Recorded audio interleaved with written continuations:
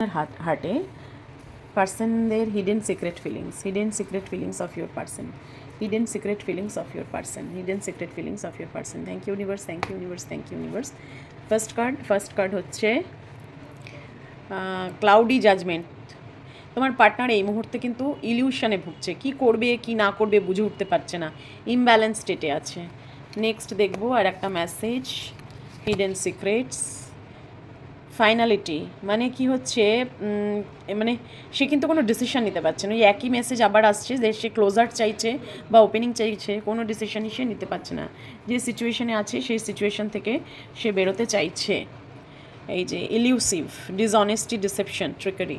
সে তোমাকে কিছু ডিসঅনেস্টি দেখিয়েছে এবং সে কিছু অভিনয় তোমার কাছে করেছে, সেগুলো সে বুঝতে পারছে যে সে ঠিক করেনি।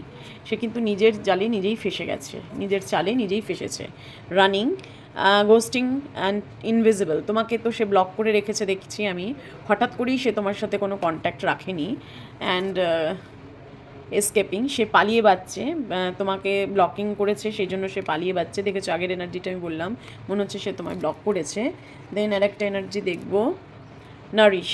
সে এখন সেলফ গ্রোথ, সেলফ ফোকাসড, নিজের গ্রোথের উপর পুরোপুরি ধ্যান দিয়েছে। লাস্ট একটা message, please universe guide, healing.